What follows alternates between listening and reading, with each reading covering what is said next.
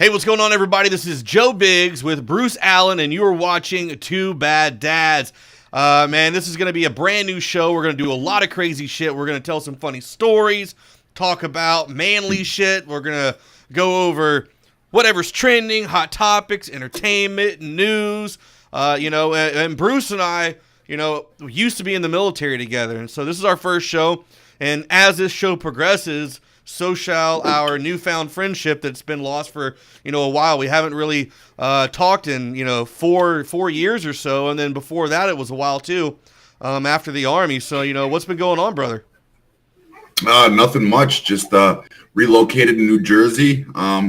Recently had a child, starting a family. A lot of new and exciting things happening. And, I'm just glad to finally have this opportunity. We spoke, and I told you something I've been wanting to do for a long time now. And then who else better to do it with than goddamn Joe Biggs? Yeah, I kind of sitting around trying to think about names for the show, and I'm brainstorming, and I was like, you sent me a picture, and I put both of our faces together, and I was like, man, those are two bad dads right there. So I just thought it was kind of an interesting thing. Plus the movie Bad Moms and all that's been out, so I figured, hey, this is our go at it. The guys get a shot, and we'll talk about the crazy things that happen as being a father, being in the military, and all the fun and psychotic things that happen in our lives as we get older, and the crazy shit we have to do. So man, the other night I went out Tuesday night and almost freaking died. My wife and daughter went to New York to go visit her sister. So this is the first time she's ever taken the baby on a plane by herself. I've flown with the baby already once. But it's the first and how time old she's is she now? 11 months. She'll be a year on the 24th of this month. Nice. So almost a year. But she's out of town, so I go, well, shit, man, I finally get to go out. I got the place to myself. And I'm going to go out and hit up my drinking buddies that I might get to see, once every few weeks or so. So every night I've been going hard in the paint, man, big time. So Tuesday night, I go out, everything's good. I get a cab ride back. I can't really go into anything that happened on this cab ride because I got to wait at least 7 years. I don't want to incriminate myself. But let's just say there was definitely not a squabble between the two of us. And afterwards, I definitely didn't fall 15 feet off of a drop-off into a gully. The right side of my hand's all cut up. My right knee, I think, almost broke. And I've got cuts all down my leg. But, hey, it was fun as shit. Well, having a family life and everything, it kind of curbs all the wild times like we used to have and everything. You know what I mean? So when you get the opportunity, it's something you definitely want to jump on to start maybe like rekindling those old feelings and those old nights out.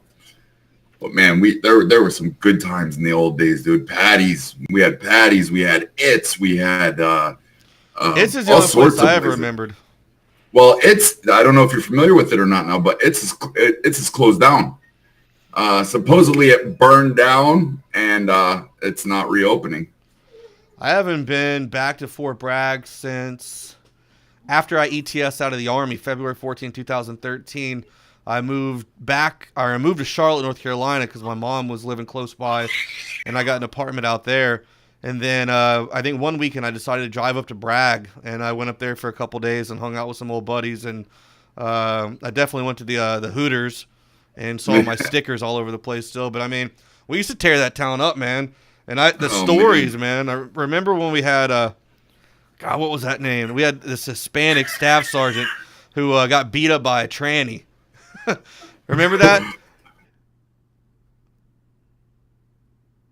Who was the one who used to come out drunk, screaming the national anthem and everything? Was that Paulino? Paulino, yeah.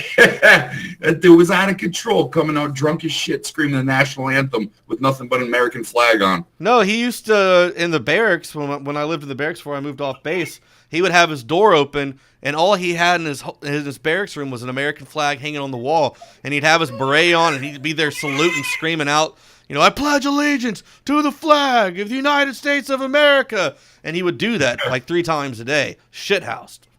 Hey, that incident you were talking about with the tranny and someone get beat up, was that in the hallway by chance of the barracks? No, it was God. What's his name, man? I see him on Facebook all the time. I cannot remember this guy's name right now for the life of me. Anytime I tell the story, I remember the guy's name, and I can't remember it right now. It was like a Cuban name or Puerto Rican. It's a Puerto Rican dude. He was like a short, kind of chubby, bald guy. Either way, him and two other young soldiers. He was a staff sergeant at the time. Him and like two other privates were cruising up and down Bragg Boulevard and see this, what they thought was a pretty little lady, decided to get her in the car, and then they pulled over and decided that, hey, they were going to have their way with her. Well, she was a very giant, large man, actually, and I don't know how, because I ended up seeing the picture, I don't know how they were confused by this, or maybe they did know, and they're playing dumb, and I don't know, maybe that's what they're into. But that tranny beat the living shit out of them. They got arrested, and I remember First Sergeant telling the story the next morning. Or Smoke Person. Remember him? That dude was telling us the story. It was hilarious. He's like, man, let me tell you about what happened last night.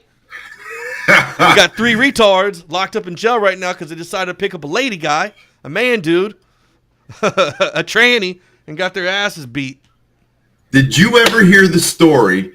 And you might have even been there that night. There's a good possibility, but I'm not sure. You remember Jiggity, of course, right? Yeah, I just saw him not too long ago, about a year ago in El Paso, or maybe 8 months ago. Okay, yeah. Well, the one night we're all drinking and we get home, we get back to my house, or our house actually, and it was probably about 3 a.m. I said, Jiggity, stay here, don't go home. He said, yeah, I got you. Well, I pass out. Next thing I know, I get a phone call probably about 4 in the morning. He's calling me and he's like, hey, First Sergeant's coming to get me. I was like, what do you mean he's coming to get you? He's like, I just got a DUI at the gate. And I was like, what? And then, so we call ends. He calls me back a short while later, and he's like, "You'll never guess what I just did." I said, "What?" He's like, "I passed out in First Sergeant's car, and I pissed all over it." I said, "Oh, are you kidding me?" It was McMillan, First Sergeant McMillan, I believe it was. Yep, and that son of a bitch pissed all over his car, a brand new Cadillac, pissed all over it. The stories are endless. They can go for days. They really can. Like Gallardo, the time we went to. Where was it? It wasn't Charleston, but we went to Wrightsville Beach or Wilmington or whatever. I can't remember which one it was, but it was me. I think you went. I can't remember. Cody Bird, Gallardo. Remember Gallardo? Yeah, I remember Gallardo. Actually, we just became friends on Facebook. And we were inside that bar that was half country, half hip hop. They had a wall that separated, and Gallardo gets massively shithoused and throws up on the hood of a car. Well, the cops down there were on horses. They ride up to Gallardo, and they're like, "Hey, is this guy okay?" Well, Gallardo goes, "Oh, look, a police horsey," and slaps the shit out of its ass. And then they try to arrest him for assaulting an officer. No, yeah, that's exactly what it is. Man, I mean, yeah, man, there was always constantly shit going on nonstop out there. I mean, I can remember stories for days. After that incident, we came back and the police agreed not to, First Sergeant, I think it was First Sergeant, asked the police not to charge him or press charges or anything like that, get him with anything. And he said he would make his life a living hell. And that's when they had Gallardo out there walking or cutting grass in the whole fucking field out there where we do formation. He had to cut with scissors by hand the whole time. Do you remember Too Tall, Kerry Berglund? Yeah. 7 foot tall, yes. Good guy. Well, the stories about ECU. You were there a few times, actually quite a few times. But we got kicked out of the pool. I think it was, forever. He decides he thinks it's a good idea. He gets trashed. He's got all the empty 30 pack floating around, all empties in the hot tub in the pool area, and he decides to pour a full bottle of dish detergent into the hot tub while it's bubbling. It bubbled the whole hot tub. The bubbles went all throughout the pool. It covered everything. The hot tub was closed for 2 full weeks. They had to drain it and clean it like 2 or 3 times to get all the residue of the soap out because it just kept bubbling. And that was one incident there where we got kicked out. And we managed to always come back, but that was another place where there was a lot of wild times. Just unbelievable. Actually, a few people got DUIs there. What was it? One named Sinfrocco. No, it wasn't Sinfrocco. It was one of his buddies, Aaron Sinfrocco. And then there was, do you remember Googs, Gugliotti? I forget his first name, but he was in Charlie Battery. He passed away, unfortunately. Yeah, because that's who I started going to ECU with, all those guys, and then you came down the first time around then, and then that's when like me and you started going down. But there's a lot of skeezers there. Skeezers, I've heard that word in forever. Yeah. So a lot's changed since the military, and what have you been up to? Nothing much, man. Just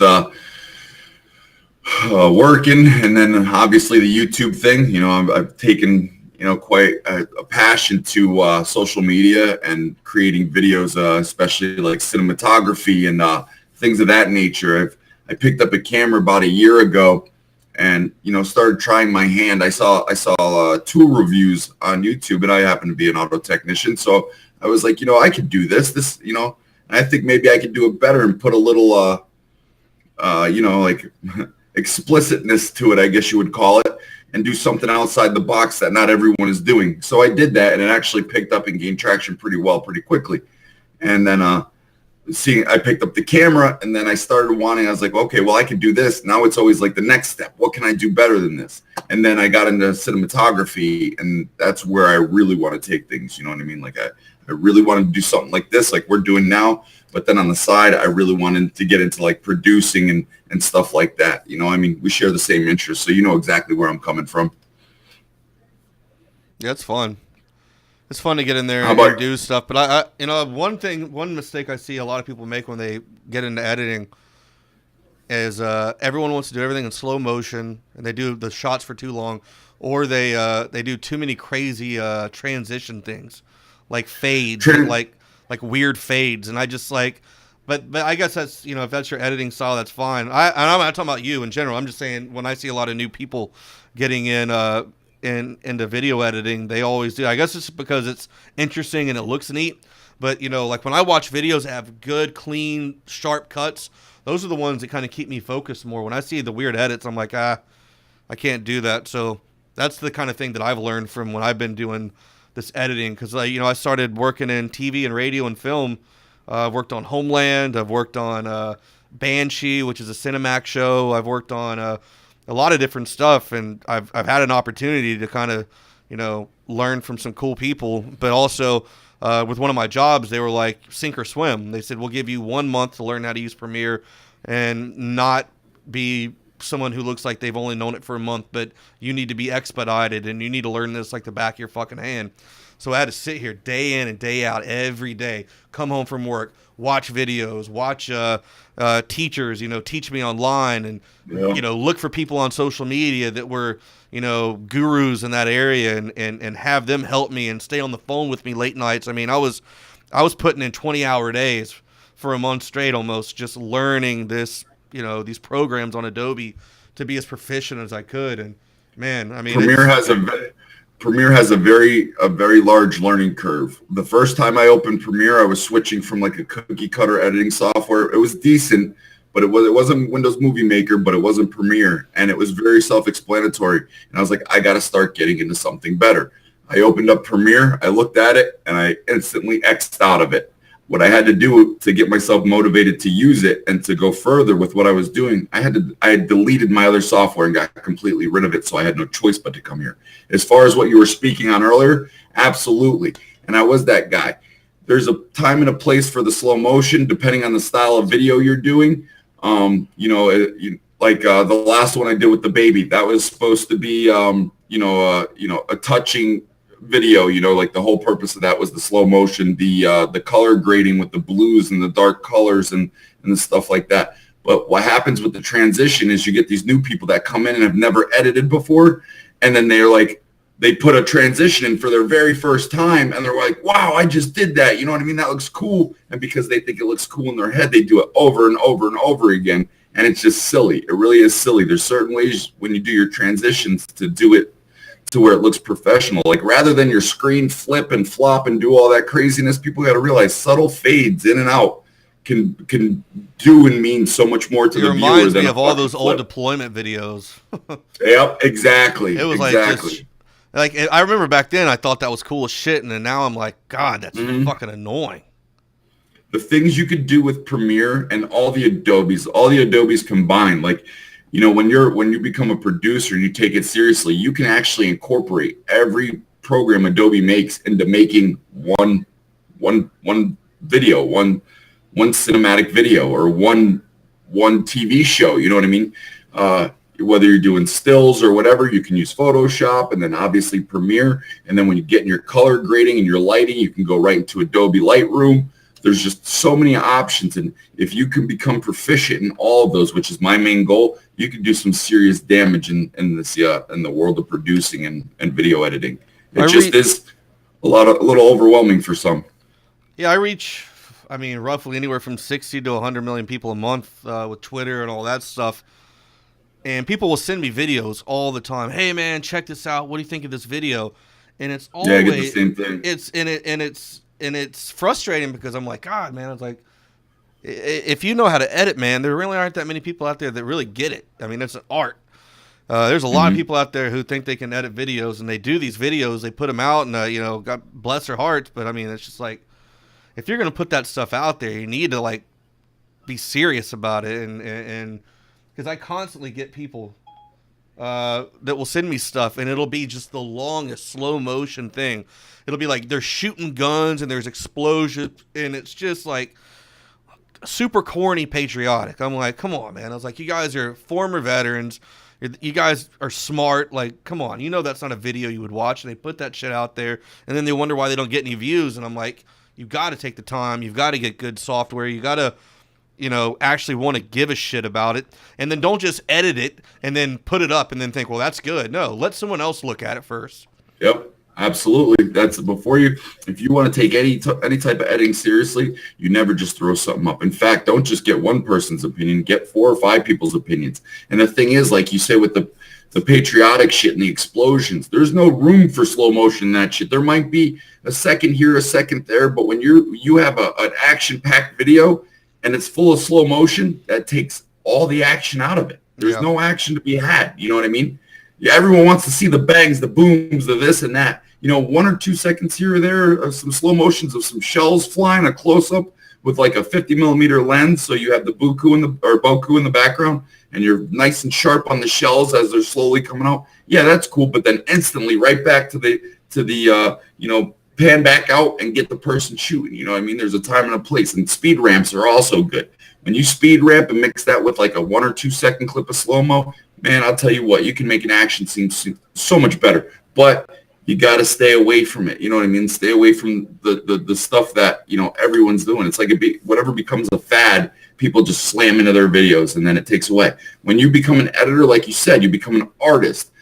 When you start to edit, nothing's actually wrong. If that's your taste and that's what you like, that's the good thing about editing. Well, then that's you. That's your style. The only problem is everyone may not like it. You know what I mean? You can have whatever style you want, and that's your style. That's fine. You edit it, cool. But it has to appeal to viewers. You know what I mean? If you want to gain or pick up any traction, simple as that. Yeah, definitely. People just they slap shit together. They can give no fucks given, and they're just, here you go. You know, oh, how come it's not doing good? How come I'm not getting any traction? Well, you know, take a minute, send it to a few people, get their opinions. I can't tell you how many emails I get asking, hey, can you check out my video? Can you check out my channel and shout my channel out? Do this, do that. And it's like, I watch it, and a lot of times I'm straightforward. I'm like, dude, I'm not going to promote this. You know what I mean? You put zero effort into it. There's not even a cut. There'll be no cuts, no nothing, you know? So get that shit out of there, man. Keep it nonstop. Keep it flowing. And, you know, there's some rules to this shit, you know, like you got to keep it entertaining. So what are you doing during the days? During the days, I turn wrenches, man. That's another one of my passions. But I'm at the point now where this whole thing is like consuming my life. Like when I'm at work, it's all I think about. When I come home, I'm happy to do it. I'll get ideas in my head, and it'll just like haunt me until I get them out of my head into the computer. You know what I mean? And then finally rendered, then I'll feel like peace. You know what I mean? Like I said, you know, my goal, my dream is to get a studio and work with someone. You know what I mean? Like if we become successful, put something together and get to go to a studio every day as our living. You know what I mean? That's my goal. That's my dream. You know what I mean? To walk into a studio and that be my office. That be my daily work. Because when you love what you do as your job, it's no longer a job. You know what I mean? And that's my goal. My goal is to produce or do something of the nature and get paid for it. That's it. Nothing wrong with that. No, not at all. Not at all. So you know, you and I went completely separate ways, you know, out of the military, and you know, I was always an asshole, but then I became a very political asshole. I wasn't always political, but I've definitely, over the last 5 years, I've, you know, been doing a lot of stuff in D.C. and all over the country to all the, you know, presidential speeches and stuff. I've RNC, Yeah. DNC, gone to all that shit. And it's been a crazy ride, man. I'll tell you that, man. Politics is it's a very draining environment to be around because it's constantly the left versus the right. It's everyone's pitting something against the other person. Every time an incident happens in America, it's turned into a political fiasco used for ratings to push some narrative that's just complete and total anti-American communist bullshit, man. It's insane. But I've for the last month I've kind of taken a break. I've been doing my own show for about a year after I left InfoWars for a while.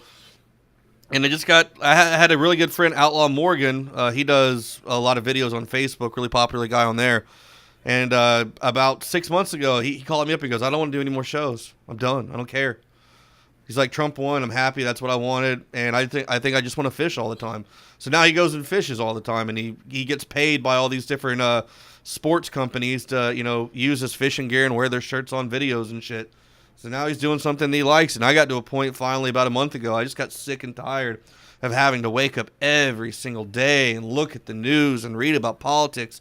I don't mind talking about politics, but I mean, it was at a point where for 5 years it consumed every single second of my life. Oh, absolutely. And every time I go out, people know who I am, and all they want to do is they either like me, so they want to talk about like-minded politics, or they hate me, they're disgusted by me, and they want to debate me about why they think I'm wrong and they're right. And I couldn't even go out in public with my wife. I couldn't go do anything without having to sit there and get into some screaming argument. I would have people come up and spit at me because they hated my politics. I mean, it just got to a point where I just had to take a step back for a while, and I'm just like, fuck, man, I want to move to Panama and get away from it all for a while. Yeah, it's got to be draining, and it's funny you say that because when you left the military, all of a sudden, I had people telling me, hey, you see Joe's on he's been on TV show, and then InfoWars. I'm like, what are you talking about? And it all started. I remember you were talking about I want to say his name was Michael Hastings. Excuse me, Hastings or something like that. And I remember you kept talking about it. It was the first time I ever heard you talk about anything political or conspiracies or anything like that. And I remember at work. I think we were at work like right before you got out, and you said, "Yeah, my friend died, but I know he was killed. It wasn't a death or something of that. Correct me if I'm wrong." And it was something along those lines. And then that was the first time I ever heard you talk of like conspiracies or anything like that. And then all of a sudden you just like, I seen you all over like InfoWars and shit like that. It's like your whole life. I've never been a conspiracy guy. I mean, I didn't even know anything about conspiracies outside of the JFK assassination, really. I was never political, and I've never even heard of InfoWars, Alex Jones. So Michael Hastings died after I was out, and when I'd moved to Charlotte. And, okay, maybe that's what it was. I get a call one night and find out that he had died, and I end up going on TV. I'm on Megyn Kelly, and I go on all these TV broadcasts because I remember that. I'm very suspicious. I went on every major news outlet there was in the world. Live TV we saw you on. Yeah. I was on CNN, Fox News, everything, ABC, NBC, all that crap, RT, it didn't matter. Shows. Now let me ask you something.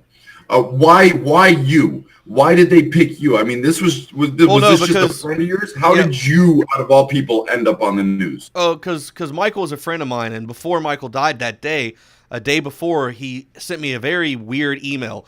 He sent it to me and BuzzFeed Ben, the guy who runs BuzzFeed, because he was working with BuzzFeed at the time and Rolling Stone. I get this very cryptic message, this email from Hastings, and it just was really fucking weird. I try to call him. He always answers when I call. He didn't answer his phone that day. So I just thought he was depressed. I know he goes through depression, PTSD.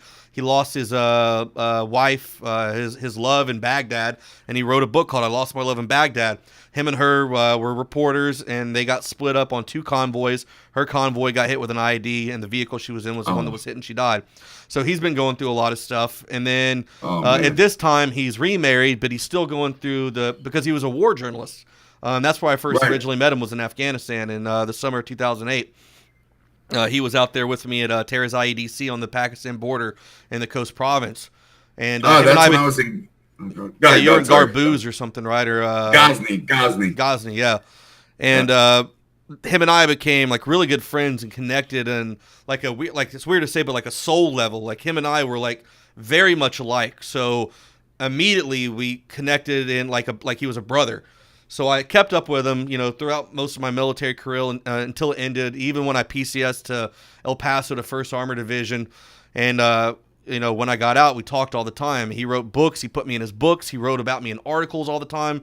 I've been in best-selling books. There was just a Netflix documentary done about the book that I'm in called War Machine with Brad Pitt. He stars in it. The guy was just an awesome dude. Well, long story short, he sends me this weird email. He dies the next day, and I start reaching out to reporters. Like I reached out to Caroline Costello at KTLA out in LA. I think it's a local Fox affiliate. And I go, hey man, I'm like, this is in your area. Are you guys covering the story? My buddy sent me this email saying that he's being watched and that he's going off the radar, and now he's dead. And can I stop you right there real quick? Yeah. That before I forget, and I don't mean to interrupt you, but can you tell us maybe a little bit of what was in that email? Well, yeah, he says, I want to warn my close friends and associates that the FBI may come talk to you about me. Be safe, and I'm going off the radar for a while. And he says that, every now and then, I'm going off the radar, because if he was working on a book or had a big story, if you called his phone, it would go to this automatic message saying, I've left the country, or I'm going off the radar, I'm focusing, I'm investigating something. He's very meticulous and very methodical in his journalistic practices and how he did stuff. And at that time, we know that he was doing multiple big stories on CIA, then CIA Director John Brennan. He had done the original scoop on Bergdahl, Bo Bergdahl leaving his post. He wrote an article in Rolling Stone about that. He wrote an article called The Runaway General, which was then turned into the book The Operators by Michael Hastings that he wrote, which was then turned into the Netflix series War Machine, I think it's what it's called. And in that book, or in that Rolling Stones article, Runaway General, it's about General McChrystal, Stanley McChrystal. McChrystal's calling Obama a fucking loser and blah, blah, blah, blah. Well, they gave him wide open reins to say whatever. Nothing was off the record, so he wrote down everything that was being said. And Obama hears about the article and immediately fires McChrystal. And during this time, when Hastings was still alive, he would call me all the time nervous, saying he's being watched, he's being followed, he thinks it's McChrystal's team. Because when a general gets fired, not just the general gets fired, all the command that was with him, they were a part of him, his protege, they get fired as well, essentially, and have to find new jobs, or some of them could lose their jobs in general, and that makes a lot of people angry. And a 4-star general's got some pretty powerful people under his belt, so Hastings would call me all the time, like getting panicked, scared, not knowing what to do, and going, man, I'm scared. I shouldn't have written this article. I don't know what I'm going to do. He's like, yeah, I think they're going to try to come after me. So all this stuff is building up, and I already know this because I talked to the guy, and then I get this email, and I feel weird, and he's not responding to me, and I'm thinking he's just depressed, and the next day I wake up, and I found out that he fucking died. It was like 4 a.m. that I get the call at 6 a.m. by I believe it was Annihilator Sexy, the Kiowa pilot chick that I used to talk to in Afghanistan. She's the one who contacted me and said, "Did you hear about Michael?" By talk to, do you mean smash? That may or may not be a chapter in the book. I shit you not. Now, let me ask you something. if you, again, two, if you don't want to, it's fine. You don't have to answer. But one, if you wouldn't mind stating cause of death, and two, do you believe it was something that was planned? You know what I mean? Do you think it was he was homicide, or he was driving down the road erratically on Melrose, I believe it was. Yeah, I think it was Melrose or something like that. It's one of the famous roads. I can't remember. Oh, no. 90210. What is that area called? Shit. I know there's Melrose Place or whatever. It's a famous road that you always hear about in movies all the time. I can't remember the name. Either way, he was driving erratically at 4 a.m. Rodeo Drive? 4 a.m. And there's a video that Loud Labs catches. Loud Labs is a business owned by a guy. He's a stringer. Stringer is a job that it's a journalism job in a sense that these guys, they sit around, they listen to police scanners, and then they go out and chase, homicides and big fires and earthquakes, and they get all the shit that happens late at night, and then they sell that footage to, news companies for a large amount of money, and they air it as a big story or whatever on the news. So either way, this guy's set up, and he just happens to be set up right when Michael drives by at 4 a.m, and you see the car whip by in front of him. You see a flash, and then you see an explosion about 2 seconds later, and his car blows up. Well, the weird thing is his car hits a palm tree in a median, but the only thing that was scorched and burned was the driver's side that came from the steering wheel area. So he was charred completely. Everything else in the car was fine. Him, for some reason. So I always just thought it was weird. His new wife at the time, I'm not going to say her name because it makes my fucking skin boil, but she initially invites me out to the funeral. She goes, Michael loves you. Michael talked about you all the time. Like you were a big part of his life. And, I'm hanging out with Hastings' dad and his mom at his home in Vermont on Lake Champlain or whatever the hell it's called. And his brother was a Army captain, and they're all in town, and I'm hanging out with all these people, and they're like, yeah, we think something's going on. This is just very suspicious and weird, especially with that email you released, So, long story short, I call his wife, and I go, hey, I'm going to look into this stuff a little bit more. It's just, and I'm not even a journalist at this time. I'm a fucking veteran who just got out of the military, and I'm angry, and I'm sad, and I'm depressed, and I just lost a good friend. And I just want to find out what's going on because it doesn't make sense to me.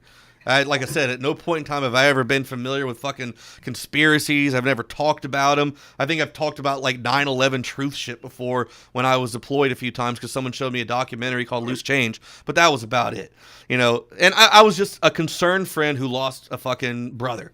So I'm looking around, I'm digging into all this shit, and I get a call from her, and she goes, please don't look into this, and I can... in the background, I hear a lady saying, say this, say that, and then I just hear crying. And then this lady jumps on the phone and goes, yeah, you need to stop investigating this. Her and the family would like you to leave this alone. Please don't look into this anymore. And I had to cancel my trip because I can't go against, their wishes. I'm like a fucking asshole. So I give it a few months, and then I end up doing it the fuck anyways. And then she starts bashing me and back and forth and saying I'm a lunatic. And then that's when Alex Jones sees me on TV and sees that I'm questioning what's going on. So I guess they thought I was a conspiracy dude. And that turned into, just a whole other story itself. But, I mean, I was just concerned that a friend had died. And I wanted to find out what the hell was going on. And I guess, what? Now, would you say, okay, so you said in the background you heard someone say, hey, say this, you know what I mean? Now, just because that person told his wife or, the widow, whatever, to say that, do you truly believe that his family would have wanted you to try and find out what happened to their son, or do you think they would rather have you left it alone? Well, because when I went to the funeral, when I was up there, I was up there for a few days. Another buddy of mine. So when Michael flew to Afghanistan and he was embedded with me for a while, there was another guy that was with him. His name is Lucian. He's a very famous war journalist. All over the news. I mean, he's been part of some crazy missions. And Lucian contacted me a couple days after Mike died and goes, hey, you're a big part of Michael's life. He always talked about you. And that's what everyone always said. Like, I didn't know I was that important to this guy. But, I mean, apparently he was always talking about it. But Lucian goes, you know, I know you just got out of the military and you probably don't have any money, but I'm going to pay for you to go to this funeral and blah, blah, blah, blah. So he pays for me to go up there, and I'm with the whole family, and they're all like, man, we're excited. You're talking about this. Like, thank you. And, you know, someone needs to ask questions, and everyone seemed like really concerned, and they were glad that I was making an effort to like question the official narrative that this was just some random fucking accident gone awry. You know, I was just like, it's too many weird things was going on, and I wanted to get to the bottom of it, and I turned to drugs, man. I was fucking, I turned to hardcore drugs at that time, man. I went down a dark path, man. I did heroin. I did all kinds of crazy shit. Do what? I said you and me both, but go ahead. I wasn't shooting it or anything. I was just doing it's stuff. Same. Yeah, but I mean, I've never had an addictive personality, so I you know, for me it was lucky that I didn't have to worry about being, you know, addicted to it. But that's how I kind of coped with the pain I was feeling with that. And then, you know, everybody was like, at this point in time, I kind of became this like figure for this whole investigation, because I had made the first initial step, the first, you know, step in the direction of finding out what really happened, because I was not believing the official statement by the police, and I thought it was shoddy police work and shitty.